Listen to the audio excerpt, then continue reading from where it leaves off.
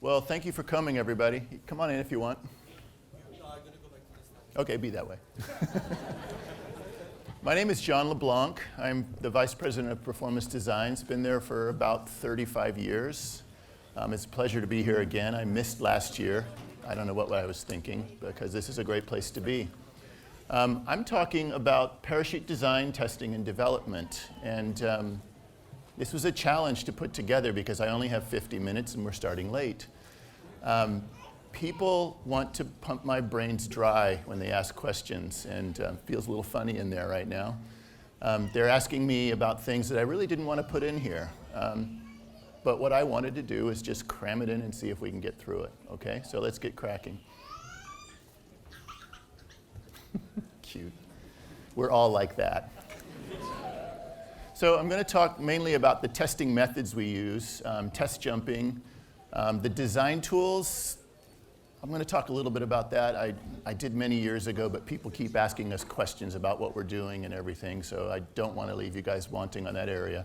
But I want to rush through that area because I really want to talk about the kind of weird stuff we've done, some unusual projects, a little bit of history to give some perspective. Somebody, I think it was you that just walked up and asked me about the future. I don't remember who it was. Oh, there you are. Yeah, he said, can you give us just a little snapshot of what's coming 5 years in the future? I can now describe why it's difficult to discuss the future because we're not there yet. I remember sitting at a party at Bill Booth's house, who invented the 3-ring and the hand-deployed pilot chute, and I was so excited to be in his presence, and we were just going crazy. He'd been drinking a lot, and I said, so, Bill, what's happening in the future? What's coming? What's more in developing? And he goes, well, not much really. And I went, and he goes, well, Bill speaking, of course, not me, I've already invented the 3-ring release to make cutaways safer, the hand-deployed pilot chute to make deployments better. I've built the main and reserve integrated on the back, which at the time was called a piggyback. And ram air parachutes are here. They have built fabric as small as it possibly can get without falling apart, as light and low bulk.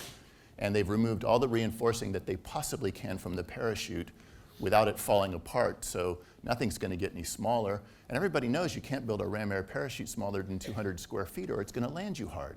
So we're done. And I was like, ah.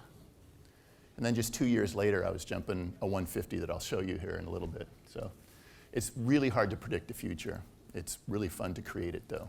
And it's been a good ride for us to have been participating in that in the past, and we hope to in the next 5 years and on. So let's get going. Design tools. There was a buzzword 20 or 30 years ago, CAD. Oh, do you use CAD? What does that mean? Computer-aided design. We don't even use that term anymore, do we? But we've been using computers at PD to design parachutes for about 30 years. Pretty basic, slow stuff back then, but we're still at it. We actually built and designed a computer-controlled laser table to cut our parachutes more efficiently on those clunky computers. We actually had 2 silicon graphics workstations to drive that thing, and now it pretty much runs on an iPad right now. But we've changed as the technology has changed. 28 years ago, we were doing laser cutting on our computer table that we designed in-house. There's a word people have been using lately, or a term, parametric modeling. It facilitates parachute design. People want to know if we do that. We started about 27 years ago designing our own program to take the mundane, repetitive, draw this, draw that, insert this, make that. It's really boring to do that. It takes weeks and weeks to design a new elliptical canopy, even without cross braces. And this program that we started using 27 years ago in its infancy takes about 4 or 5 minutes for me to have a completely new design ready to cut, which is really cool. 3D design, I'm also hearing lots of questions, and I never really thought much about it, but we started 3D design 28 years ago, and some people think that was revolutionary, and we really never thought to speak about it because we weren't the first back then. Kind of seems logical that if you have a 3-dimensional shape, you would design it in 3D. Obviously, it's changed a lot and become more sophisticated since then. Our parametric model, the one that helps us design parachutes very rapidly, we've always called it the smart model inside because we kind of think it's pretty smart, the idea, but also the way it works. It was designed in-house by Bill Coe, the founder of Performance Designs, for building or designing prototypes very rapidly. And the first version of that program was actually used for us to design the Spectre and the Silhouette. They were our first elliptical canopies, or non-rectangular, that were not supposed to be super high performance, and we weren't quite sure what airfoils and plan forms and aspect ratios and trims. So we just banged the heck out of that parametric smart model, did a bunch of prototypes very rapidly. It was just a matter of a couple of days from idea to prototype in the air, and it came up with what we liked. And the Spectre and the Silhouette are still well-liked parachutes these days. The modern version of that is what we call the Z3 model, and it has super capabilities. It's actually not a new model, but it was very forward-thinking because everything that we have in the design of parachutes like the Valkyrie or the Peregrine, our cross-brace super high-performance crazy parachutes, all the capabilities that we needed to design those parachutes were actually in this Z3 model, which is about 15 years old. We do a few modifications outside of it, but it's very minimal. This program will generate completely new prototypes with completely different shapes in a matter of minutes. With the computer I have now, it's about 4 minutes from idea to ready to go to the laser table. There's 1,700 variables that we manipulate. Some of them are yes, no, but a lot of them are infinitely variable, like what airfoil do you want to use? The plan form of the parachute, infinitely variable. The cell configuration, we can do from 1 cell parachutes, if you'd want, to 66 cells. Any number of chambers in the cell from 1 to, I think, 9. Every line configuration and trim, cascades, no cascades, airfoil shapes, inlet shapes, and then this really subtle and really cool inlet, surface shaping capability that we have that helps make the parachute more and more efficient. It's really fun to use this. Also, it doesn't just make the aerodynamic design, it does the structural design with all the seam allowances, tape locations, the exact intersections of those tapes so that they go where you want to put your line attachments, the match marks that are put on the parachute to sew everything together precisely. It's all there, and again, in about 4 minutes. We can output that directly to our laser table, don't have to do any templates or anything, or to our CFD software. And I put that in there because people keep asking us about CFD. Do we use it? Do we like it? Well, we started doing what I would call relevant CFD work, meaning it wasn't a toy, about 4 years ago. It does have some benefits. Well, we haven't quite drunk the Kool-Aid and drowned in it yet, but we use, people want to know what programs now, and we use CATIA version 5 and also a program called COMSOL. COMSOL is, I think, not as well known, but it's, in a way, a more simple program, and some people would think more crude. Why would we use 2 programs? Well, because each has some advantages for our system, but also some clunky disadvantages, lack of speed or ease of use. So we go back and forth between the two to meet our needs. And our needs are specialized because we have interfaced both of these programs directly with our smart model so that the design work is fluid and rapid, and we don't have to do a bunch of manual labor. We want to go quickly from one prototype to another. And of course, the computational fluid dynamics is supposed to help us with that transition, but it's not something we actually use on every single prototype. And it does have limitations, mainly because the shapes that the parachute take when it's inflated is constantly changing when you're flying the parachute. And you have to make lots of assumptions and build them into your CFD programmed model to do the flow. And you get pretty pictures and lots of flow, and it really is helpful, but there are these assumptions that we make in there. One of them is that the parachute's somewhat rigid, and of course, as we know, it's only so rigid. But it's great stuff, and I think it shows promise, and we'll continue to use it. Okay, moving along. Oh, let me show you a couple of pretty pictures of some of our CFD. That's the flow of air showing the direction and also the speed. Here's a side view, and I actually have 2 parachutes on top of one another There are two parachutes that are very slightly different. These are similar to a peregrine, but not exactly. This is the internal pressure, because we want to look at that as well, and the external pressure. Internal pressure on the left, external on the right, and then of course we look at the combination of the two. And some people are really impressed by that. I'm impressed with the potential that it holds for the future, but quite frankly, I like to design something getting in the air and see what it does. And then we dispense with all of the assumptions we've made in the model, and we get to see what it does in the real wind tunnel. Okay? We'll continue to do that stuff. I want to talk now about the basic cycle that we go through with R&D, and this is something we've been doing for a very long time, regardless of the tools we use. We start with some design goals, and we put them into a project for a particular canopy or a particular research goal. There may be as many as, let's say, from typically about 5 projects to about 10 projects that we're running simultaneously. And they each have a project lead whose job in engineering is to make sure that we get the resources applied to those projects to move forward. Of course, they have different priorities. Some get a lot more attention than others.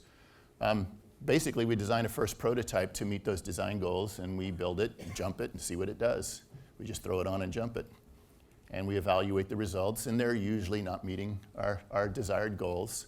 So we have a choice. We can modify the parachute or build a new one. If it's a simple modification we want to try, we'll do that. It might take, a few hours or even a few minutes, or we may have to build a new parachute to do that. And we really don't mind, because building a new parachute's easy, because designing it's easy and quick. It might be 5 minutes, and then bam, another one's being built.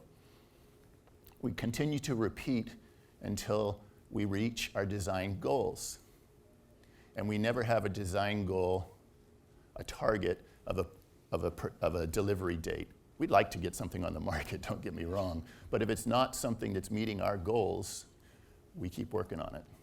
And sometimes for a lot longer than we want. On the other hand, sometimes it's much quicker than we expect. That's why it's hard to predict the future, especially if you're doing something that's never ever been done before. You want a type of performance that's never been done before. Sometimes you stumble upon it really quickly, and sometimes it really is stumbling upon it, and other times it's very frustrating and a long, long ordeal involving hundreds of different iterations, thousands of test jumps. It's sometimes really hard, but it's just the way we want to do it. We built about 2,000 prototypes, almost, since we started actually putting numbers on them. Got difficult when we used to say in the old days, well, did you jump the blue one or the red one? And after 2,000, or almost 2,000, it makes it difficult. So we've done thousands of adjustments on those, and in some cases, we make one jump on it, we go,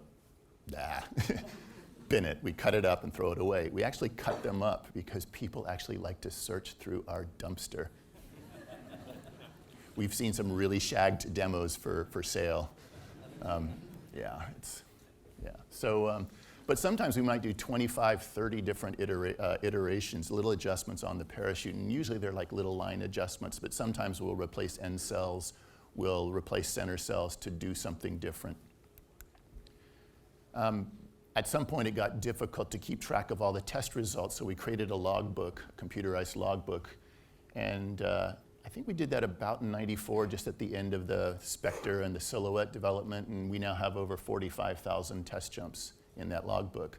Those test jumps, though, sometimes, especially when we were a 2-person company, it's like, you want to jump this? Sure, It was, let's just say, volunteer effort, but we don't do that anymore, really.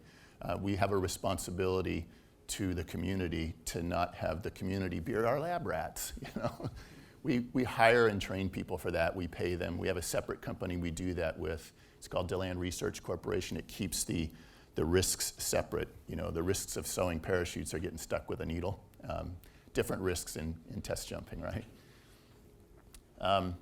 We don't include our long-term testing in that because this is a data collection thing. We have data on 45,000 jumps, and we want to be able to search it. But many of our jumps aren't that kind of jump. We have a new fabric, we want to see how it lasts, and we need thousands of jumps on it. And we don't need an elaborate log of every one of those jumps. We just need somebody to do it. So we get somebody, a volunteer in this case, somebody who's really wanting to help us, and we'll say, send it to us every 100 jumps. And then we do extensive testing on what it's like, compare it to a control sample, send it back, and we really appreciate the people who are willing to do that with us. But that's not those 45,000. There's probably at least about that many jumps with those people that are not logged. So the test jumping, I mentioned DRC. We do it through a separate company. There are challenges with test jumping, and it involves test jumpers and also the equipment. I want to show, to demonstrate this, some unusual testing, nothing really too crazy in terms of new in the future kind of stuff. A little bit of that, but not much.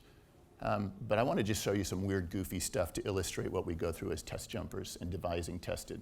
I'm going to show a few mistakes, hopefully ones that I made, but and then I hope to show how this relates to the evolution of parachutes.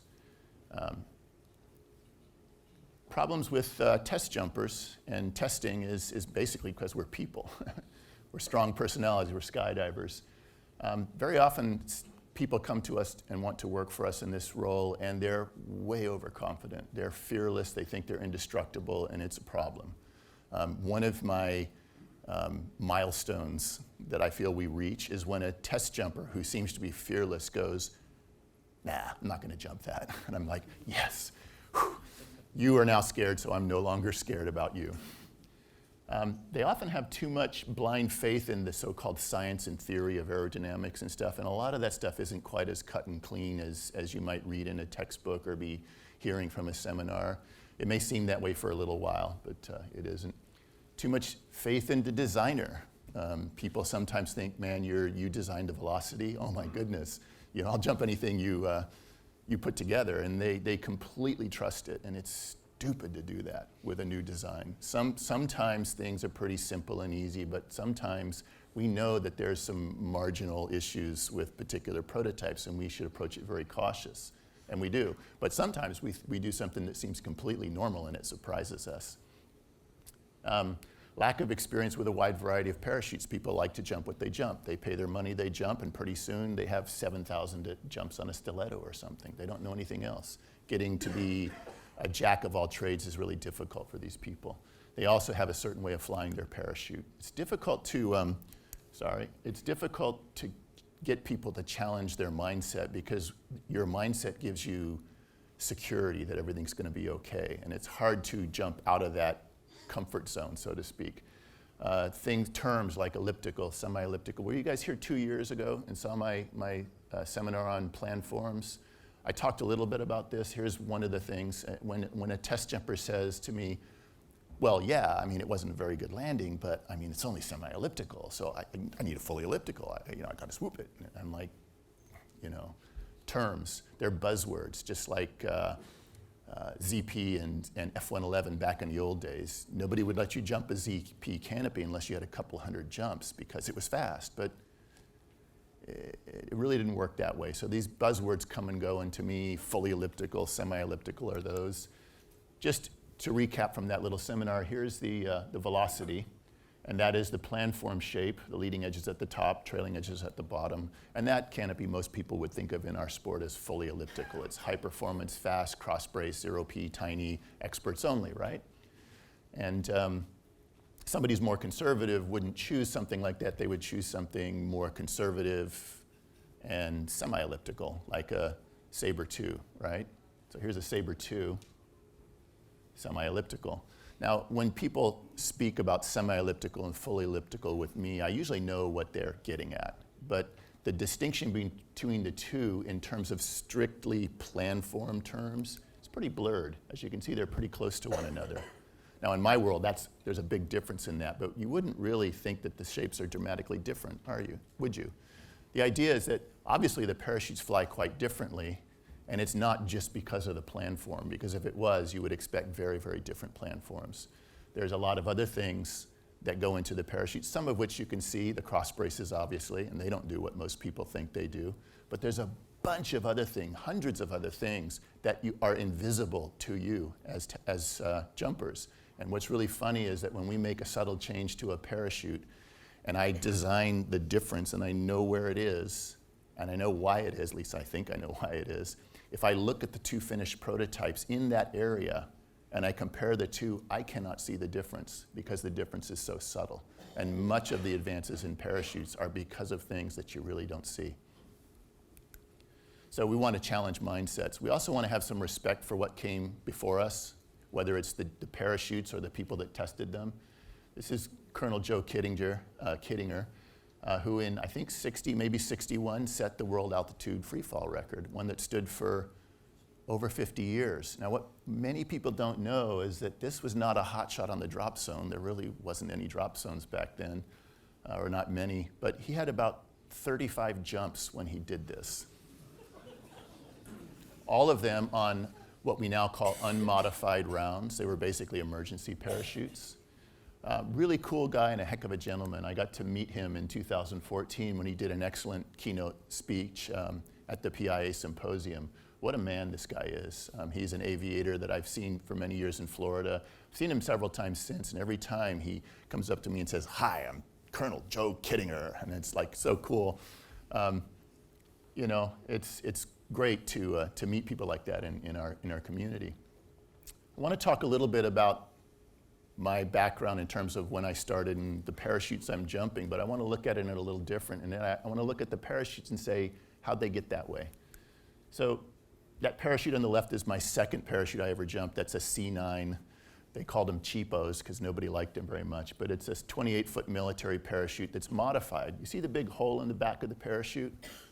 How'd that get there? It didn't come that way from the factory. That's why they called it modified. Well, they actually taught me in my first jump course that they actually wanted the parachute to not just drift with the wind. So somebody said, maybe if we stick a hole in the back, the air will leak out and push it forward. So they literally took scissors and started cutting and hacking on their parachutes. You know, that's really how it happened. And they started doing different shapes and seeing that they didn't work, so they cut bigger holes and holes in different places. Eventually, it did start moving forward, but they wanted to steer it. They pulled on risers, it didn't work, so they put control toggles on them.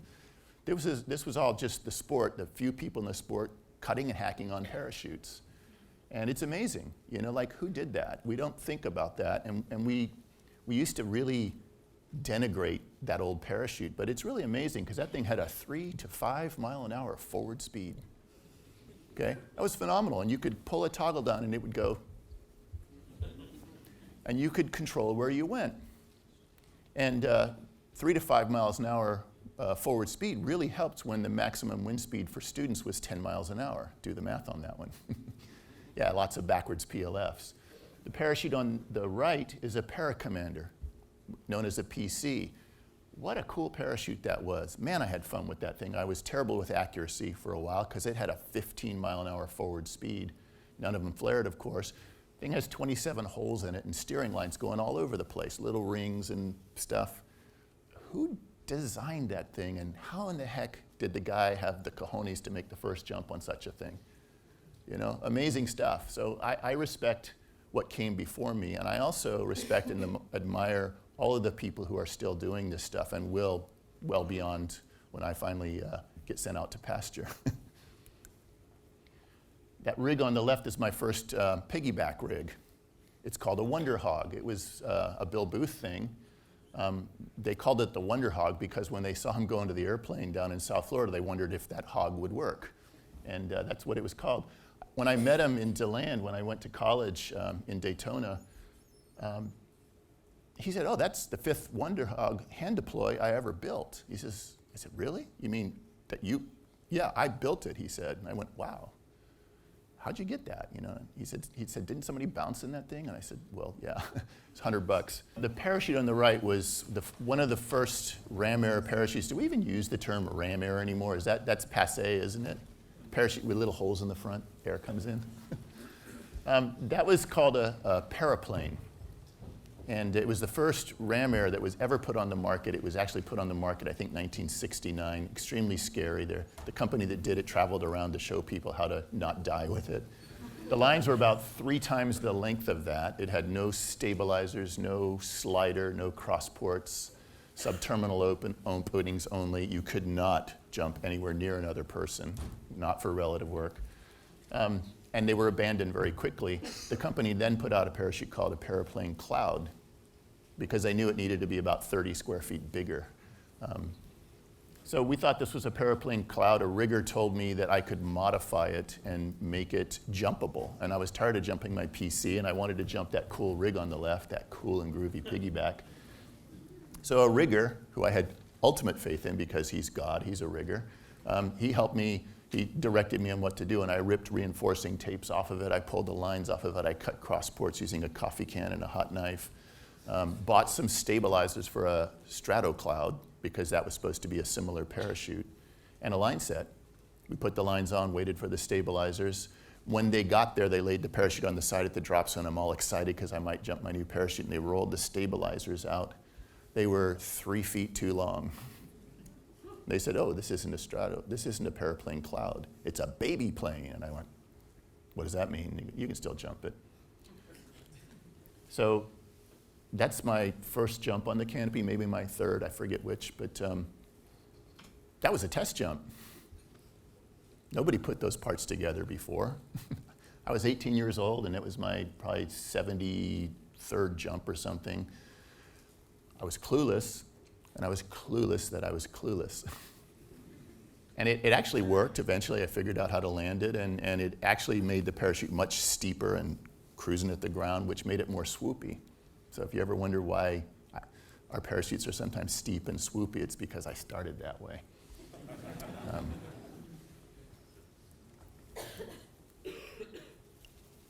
So I was a test jumper and didn't even know I was a test jumper. I went through college, got my degree in aeronautics, and was right there at DeLand and seeing people like Bill Booth do great things. And before you know it, I started what I call my postgraduate studies, which was to heck with my aeronautical career. I'm going to live in my van at the drop zone and play with parachutes.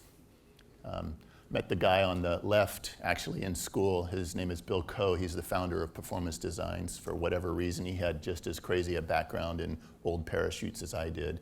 He had a Parasled and a Hornet, strange parachutes. I'd do anything to not jump that paraplane, that baby plane in the middle, and he had some stuff and I was jumping it and I got all excited and he let me start cutting and hacking on fabric, and I never left to get the real job. That's a first 150 right there on the right, first 159 cell that anybody that I know of has ever heard of. Remember, just like a couple years earlier, Bill Booth said nothing smaller than 200 square foot would ever be good, and I'm wearing Teva sandals there. We kept playing with parachute design because it was fun, but they were always different and not what we expected. And pretty soon these parachutes were leveling off and flaring so good. But there was this problem, is that the more we made the parachute flare, the more slidey it got. And the parachute kept going woohoo like this. And I thought, what is wrong with my understanding of aerodynamics? And Bill Coe used to like take pictures, and I looked at this one and I looked at it again. That wasn't me. That's not me. I've got 300 jumps now. I can land a parachute on my feet. And then I realized there were some things going on during the landing that I was clueless about. So I started watching, and I noticed that all the time, but nobody was talking about it, nobody at all. And so I started talking about it and pissed off just about everybody on the drop zone. Hey, you can get a better landing. And it's like, go away, you little weirdo. I learned a little bit about tact over the next 30 years. And that actually began the basis of what we now call canopy coaching, canopy piloting. As we got better and better designs and we'd give them out as demos when people actually be willing to try them, people didn't want to hear. They'd come back and they'd tell you all about whether the parachute was good or not, and you'd see them crater in because of a piloting error, and you couldn't speak to them about it. Well, you got to keep your toggles level. When you flare, you got to flare evenly. And they're like, who do you think I am? I've got 500 jumps and a D license. I land on my feet every time. If I didn't on your parachute, the parachute's wrong, not me, And I realized that can happen to anybody. And it happened again and again. Even at the velocity, I rediscovered that problem in me, because the smaller you go, the more sensitive it is, and the problem comes back, okay? So it was pretty interesting. I was having a great time. I was going to go to my aviation career eventually, and again, I just never did. Fast forward to when we moved to Miami, because we needed people who would sew, because people were loving the PD9 cell. I want to talk a little bit about the cross brace and where it came from. This is not the first one that I built that was cross brace. This is the third. This is the first 110 square foot parachute, F111. Oh, to be young again. I want to show kind of what the logic was. You see this parachute on the left, on the lower left? That's an old paraglider, actually an English one called it's a parascending canopy called a Harley chute. Anybody that's as old as me or older might remember that. If you look at each cell, there are not one but two non-load ribs in it, and because of the lift, it lifts upwards and distorts the cell kind of into this arching thing from one cell to another. I built a 135, or actually I didn't build it, I cut a 135 9 cell as a sewing experiment, or sewing lesson for a new hire. I just thought it might be helpful. And I put twice as many ribs into it because you'd get twice as much sewing practice on the seams per top and bottom skin. And she put it together immediately, quickly, like right from the start. And I went, well, maybe we'll do the top seams too. And she went home and I go, that was amazing. I wonder what that thing would fly like. So I sat there and I put bottom seams in it, I put lines on it, tailed it, and went out to the drop zone that Wednesday and jumped it. And it was weird because I expected, because of what I believed to be true about cells and aspect ratios and all the stuff that I believed to be true, rigidly believed to be true, I put it over my head, and the parachute, I expected it to be bigger and flatter. And it was like an accordion. It was squished in like this. And when I pulled the toggles down to flare it, it would go, and I'd let the toggles back out, and it would go like this. And it was really weird. And I thought, you know, if I put some lines on those other cells, on those other ribs, it would stay like this. So I did. And if you look up in the top left, this is not the first one, but it was a picture that I found. You see the A lines as they go up, they go into these triple spanwise cascades, and they basically hooked onto the bottom of those load ribs, or those non-load ribs. Now there was no reinforcing in those ribs, so I put a little tiny piece of tape on there and slipped it through the bottom. It was a real pain in the neck. And it didn't, I wasn't sure if it was going to hold together, but if it didn't, who was I going to complain to? So I jumped the 135 version like that, and holy cow, that thing was just cruising through the air. And when I hit the toggles, it got so quiet, and I was excited, so I shared it with the founder of PD, Bill Coe, and he jumped it, and he's pretty conservative on canopy size. It was the smallest he jumped. And he said, yeah, that was really cool. It had a lot of power in the flare, and it had a lot of speed, but all those lines, lots of drag. Let's put that up inside the canopy. You know, instead of having an externally cross-braced canopy, let's put it with lines, put it inside the parachute in terms of a diagonally kind of cascaded ribs. And I wasn't sure it was going to work. But he did it. There's the first cross-braced canopy. It's a 190. There's Bill underneath it with a fully inflated pilot chute anchor. He's dragging through the air. We used to normally put a grommet in the bag, a big grommet. It would slide over the pilot chute and kill it, but he didn't have one that day. The inlet was too big. It opened too fast. It packed too big, but it was cool. We built a 7-cell version in the same general shape, so each cell was much wider, and that became the Excalibur. The inlet's a little smaller now. We built them from 260 square feet in the top of that stack all the way down to the first 120 that was ever put on the market. And I learned a few things about road rash and grass on my jumpsuit with the 120. Yeah, ego gets a whack in this sport once in a while, doesn't it? Anyway, that was the Excalibur, and it started the whole cross brace thing. Now, it was F111 parachute, and people bought them in really small sizes because we were all maybe not so intelligent. And when they wore out, they weren't so good. We'd already done the Sabre 1 at the time and put it on the market, and everybody forgot about it. Can you start this video up there? Did they all leave? How am I going to show you cool stuff if they won't play the video? Anybody up there? So this is the Excalibur paraglider, believe it or not. It's a big old rectangle, 4.6 to 1 aspect ratio wing, 39 cells. And actually, it was actually quite successful for about a year and a half in America. It outsold all other European elliptical paragliders put together.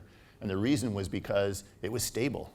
In those days, paragliders were really unstable. You had to basically go, stay up there, stay up there. And they've gotten a lot better, of course.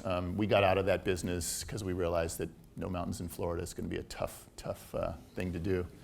But they learned a few things, and obviously they use cross braces and paragliders now, and they're much more stable, but they have this term that they call active piloting. That's a short words for do what you can to keep the thing inflated and over your head. Skydivers wouldn't tolerate that. So I want to talk a bit now about specific test jumping, and hopefully we got enough time to get through these videos. We do a bunch of different testing, and it's easy to get down into the details and get all caught up that you forget the basics. So and in a way to keep us straight on the basics, I run around and storm and act preposterously pompous and talk about the prime directive. And it is that you must have a main canopy that you believe will reasonably work as your main canopy, and it must be something you can cut away. And if it's something you don't expect will work, it doesn't count as your main canopy. And you must have a reserve, a real reserve, TSO'd reserve, that cannot be cut away with you. And if you need other parachutes because you're not sure the first one's going to work, that means you need 3 parachutes, and all the ones you plan on using have to be something you cut away. If you want to get me going, break that rule. And somebody did, and it was all I could do to keep from getting violent with him. But he was instantly fired. That was easier. He was jumping a main and a reserve, both of which could cut away. He was doing 3 parachute jumps, and then there were some 2 parachute jumps. He just got rid of his reserve and jumped this rig with the main and reserve, both of which he could cut away. And he insisted that he would pull the right cutaway handle if he had a malfunction. Not in my company. Okay, there's one other part of the prime directive, and that is that sometimes you just don't feel good about something. And so I want any test jumper to refuse to make a test jump if they just don't feel like it makes sense to jump, whether they're hungover or whether they think it's a really stupid thing to do, or they're just afraid. I don't want anybody to make a test jump simply because they're afraid of losing their job if they don't. Here's an example of a test jump. I don't know if we can start this. This is a big cargo canopy. It's 800 square feet, and the customer wanted to know how long the control strike was, and we basically said, let's jump it.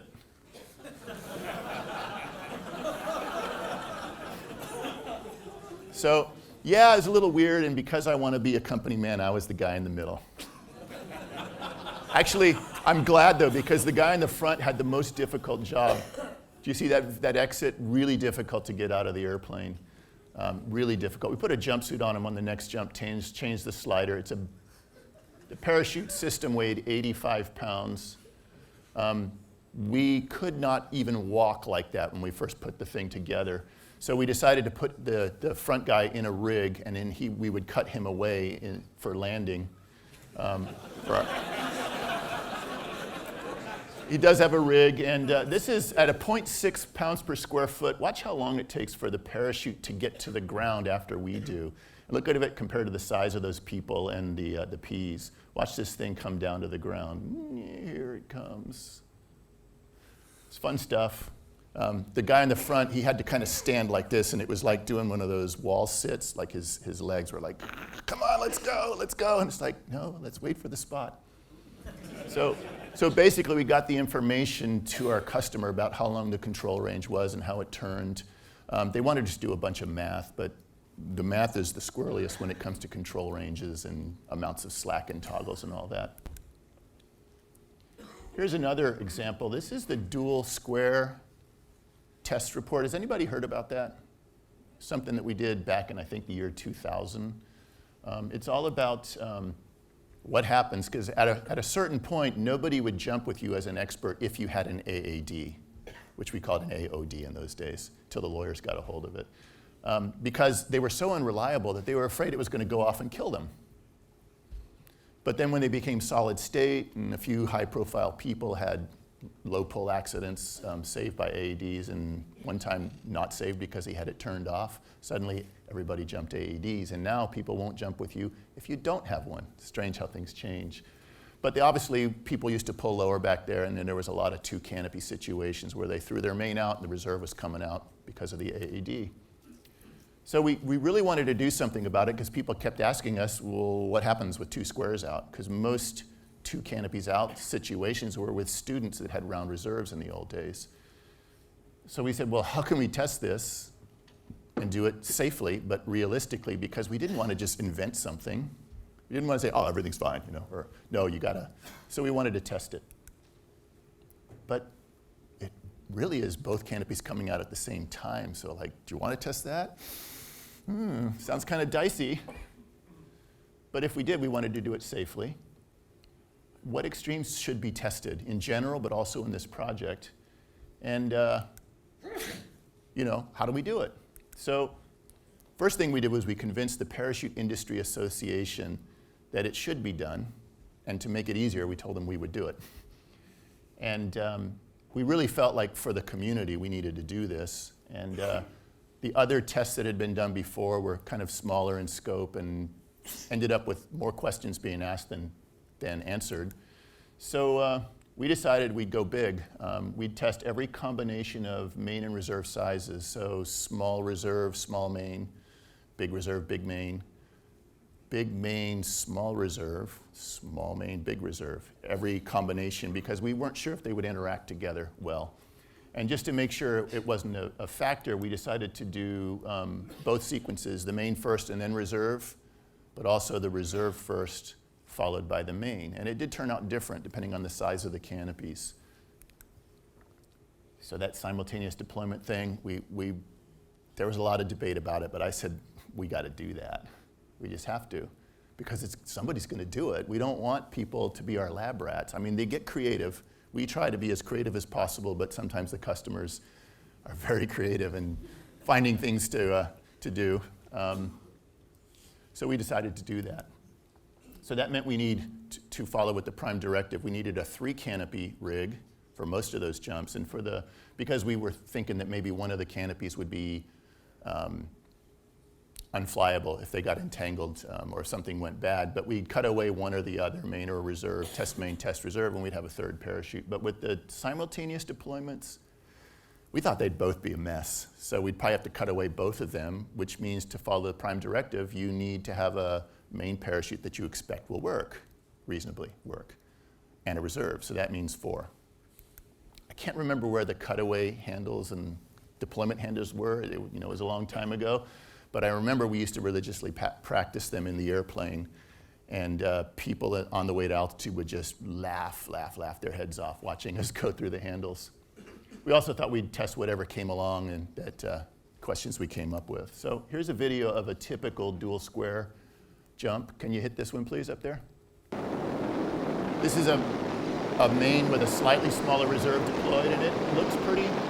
Can you mute the volume too? Thank you. It went into a biplane, and they flew around pretty normal. You didn't want to get crazy with them, but they turned and flew. This is the reserve first, and then the main, and it basically trailed the pilot chute, which we learned about, and then I pulled the pin. And I thought, okay, another day at work, another biplane. Yep, it's coming up right up into a biplane. Oh. So I flew that for quite a while and cut away. That was my first downplane, but I had no one to share it with.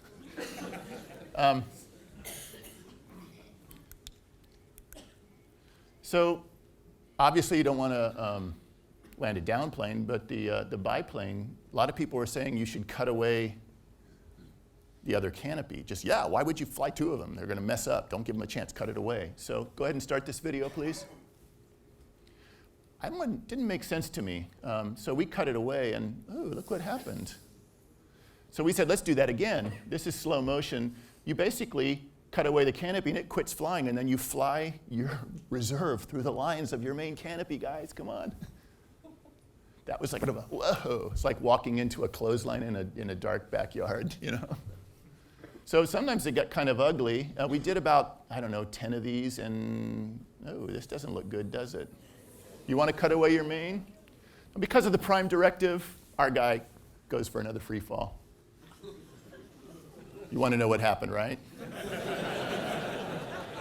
Let me talk to you about employee turnover problems we're having. No, he did deploy in the interest of safety, or interest of time. I didn't put it in there. Actually, it was clipped off the video, but he used a round reserve on that one. We had a hard time finding enough equipment in those days. But anyway, because of the prime directive and because of practice and training, he was able to handle that pretty well. So let's Oh, the flare or not flaring on the biplane. Notice how that reserve kind of went funny when the main was flared? That kind of caused us some issues. So we said, how should we land these things? And we found that flaring a main and reserve without flaring in a biplane was the best thing. It never helped us to flare. If you watch this flare here, you'll notice the descent right does not change. But it's not that bad because you've got a lot more area over your head. Notice the parachute. You see what the main did behind that? If he'd flared a little bit higher, it was pretty ugly. Side-by-sides, definitely, they're landable, but you definitely do not want to flare anything. We had some really good stuff I'd love to share with you, but don't have time for the video. Some people flare outside toggle on both canopies. That sends them into a downplane, guys. I saw somebody do that in Brazil, and he was open at about 6,000 feet, and he was determined to make that work. And he did downplane after side-by-side after downplane until he hit the ground like that and broke himself up. Wish he would have looked at that report, which is available on the PIA website. Okay, go look at it. Do not think of this as a dual square seminar. This is about test jumping. Don't make any conclusions from these tapes or these videos. Go to the source. Okay, I'll show you some dual simultaneous deployments. This is my first ever main and reserve deployment at the same time. Adrenaline was going. Kind of hurt, but they were up there and they flew. There goes the reserve pilot chute, and the main beat it. Here comes the reserve free bag. Kind of ugly looking, but it worked. We did a bunch of those, and after a while we were thinking maybe we should time it differently. Look at the burble on this one. But it still just kind of gets up there and says, excuse me, and gets up there and opens. I was amazed at how many deployments we had that didn't tangle, such that we actually tried to deploy one a little before the other to try to get them to go up there and make a mess. Here's one attempt at it, right up underneath it, but it does its own thing, and four parachutes. I landed a 126 reserve at 254 pounds after these tests. Watch this one. There goes the reserve. I'm going to wait a little while and let the main try to catch up. Look how close these bags are. And then, would you believe when they finally opened normally, I went, darn! Watch this next one, though. This one gets really scary because watch where the main canopy bag goes. I think this is it. It's kind of like reminiscing for me. You'll bear with me, right? There goes the reserve. There goes the main. A little slow on that. Watch this main bag. It wants to go that way. But then it goes to heck with that and comes back out. Of course, who am I in this role? My job is to be oblivious to it all. I've got a hand, one in this hand and none in this hand. I'm going, whoo, whoo. So I was amazed at how well the two parachutes interacted with one another when they're connected to you. Wasn't too impressed when one of them was not connected, as in cutting away the front canopy of a biplane. I'm not going to make any I have personal beliefs about what to do in certain areas from this, and I'm going to not tell you that right now. I don't want that to be misinterpreted. If you give me enough wine tonight, I might share a little bit of that to you as an individual basis, but not on tape. This is a weird project. Somebody came to us and said, we recover satellites after they come down from orbit. We use a round parachute. Don't start the video yet. And they drift in a round parachute and go somewhere out in the ocean, and we spend a lot of money with a big ship trying to find it, and then it's waterlogged, and we got to rebuild it. Can you make a midair recoverable parachute recovery system? We've tried it with rounds. They don't do well when a helicopter flies over the top to pick it up out of the air. So can you do it with a square? Go ahead and start the video, please. So we built a very small square because they wanted a long time in the air for a pack volume. And we put these two little funny round things that we used to call this canopy the erotica canopy. Anybody up there to start that, please? I don't know if And so here's our test jumper with that parachute on the chest. First parachute here. There I go to pretend to be a helicopter. So the parachute's 75 square feet. F-111, trimmed for a very flat glide, has no flare, so it cannot be landed. That's why he has 3 parachutes. And my job is to pretend that my feet are a hook sticking out of a helicopter, and you grab this thing. They wanted to make sure the parachute collapsed when that happened so it wouldn't interfere with the helicopter. And so it does. Yay. I don't have much crew experience either. Most of it with myself or with this. And then it reinflated, and then afterwards the jumper cuts it away and deploys his, I think it was a stiletto main at the time. It's about 20 years ago that we did this.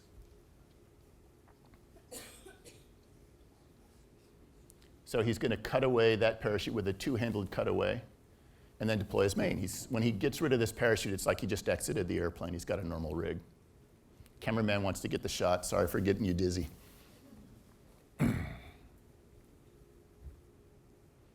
So you want to see my shot at that, my video? I'm going to blame the fire alarm, but we're going to go over a little bit. So look at the rig real quick. You'll see the parachute on the front. Those yellow handles are the cutaway handles going down the risers.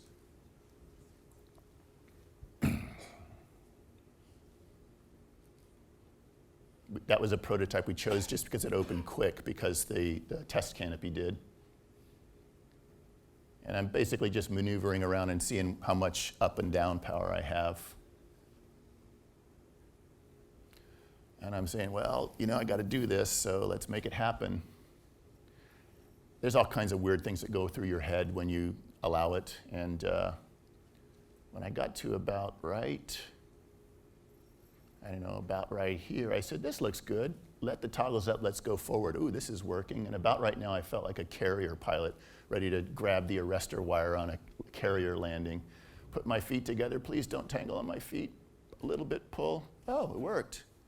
And then I said, ooh, he looks like he's starting to turn a little bit. I don't want it to twist on my feet. I'll let him go. And then he cut away, of course. A little bit weird. I told you I was going to show you unusual stuff.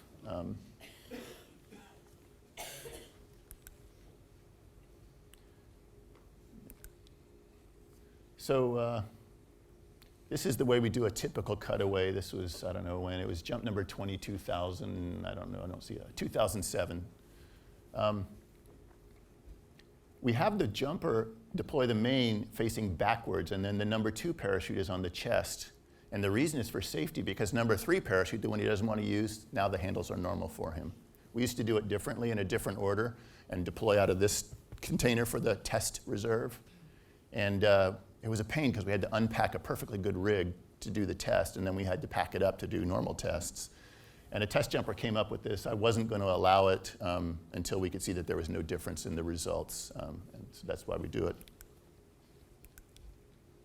Here's a super, super high-speed drop test where no test jumper wants to volunteer. It's 280 knots. That's well over 300 miles an hour, 340 or so.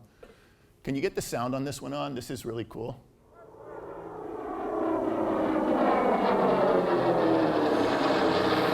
Ooh. The entire rear riser system and control system went away, and then suddenly it flew on the front risers only. There's nothing else attached. Makes you wonder about pulling the front risers farther. At a certain point, it doesn't do anything, does it? And it landed pretty fast because it was a lot of weight.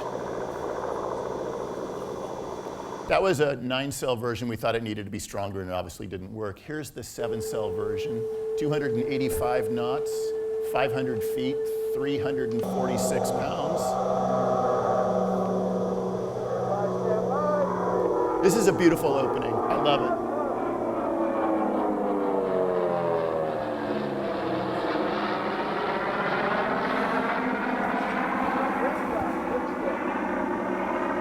Go ahead and mute it, please.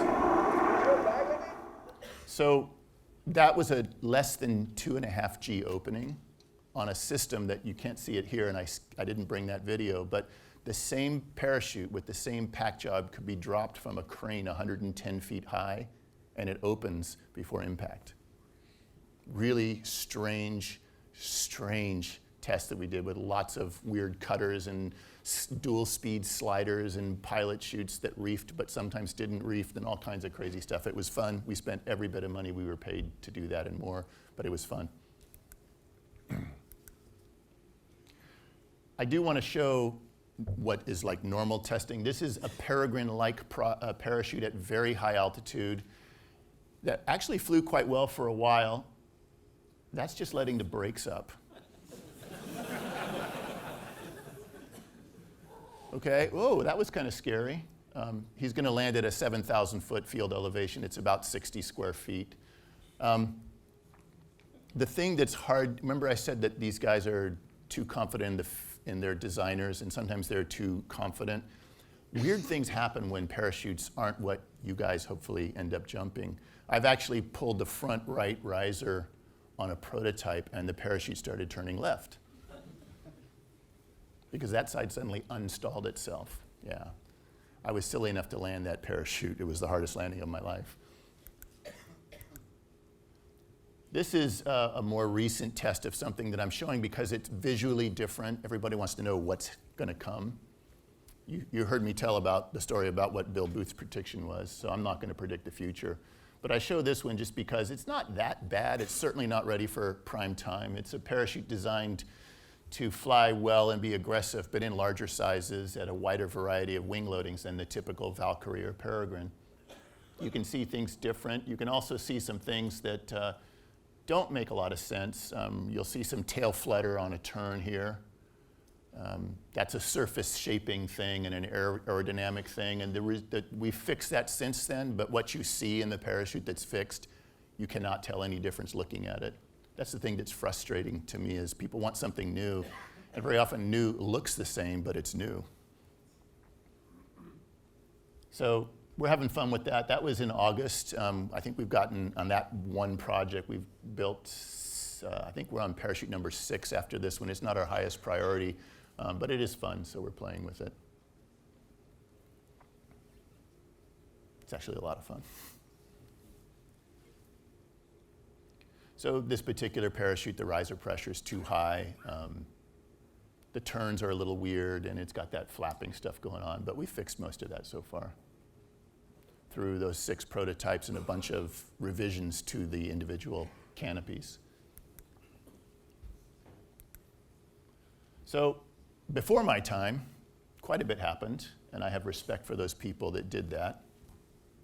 And during my time, a lot's happened too. And of course, I'm grateful for the credit I'm given, but it's not me, it's the people I work with, and it's the community, the skydiving community. We had a lot of the ideas that are in the Peregrine in 1984. There's a video on our website that shows some 1984 stuff that's really weird. But nobody was ready for it. So when we design a better parachute that's better than the capability of flying it, we hope that people aspire to it and learn, and then eventually they go beyond it and they surprise us. So then we design a better parachute, and then you guys surprise us again. So it's a community. It's not just the test jumpers and the designers and the companies, but it's the customers who are willing to carefully step up to the plate and give it a try. The guy on the right, I think of that as kind of, that's the 1977 version of what we now call something like Blind Man or all that freestyle stuff in canopy piloting. Yes, he is sitting on his slider, and he's flaring by grabbing some lines. That's a 180 square foot 5-cell. I've never jumped a 5-cell, by the way. Don't want to. And obviously, that parachute on the side is, 60 or 70 square feet. I've participated in it, and I appreciate it, but our company really is grateful for the chance that we've been given and the support we've been given to continue down this path. There was a lot of ridicule we received. I remember when I first brought the first 135 to Z Hills, one of the British Marines said, "Now why on earth did you build that parachute? And why will you jump it? This makes no sense." And quite frankly, it didn't, but we did, and it's been a fun ride. Yeah, I'm done. So, did have a fire alarm though. Did you see that? We've known each other for years. So we've come up with better, the community has come up with better mains and reserves, wider range of sizes, better openings, better landings, Cross braces, yeah, that came along too. I think developing and sharing better techniques for flying and landing has been a part of our contributions, and at least the contributions that we've been a part of. And that's it. So I hope you guys enjoyed this. Thank you.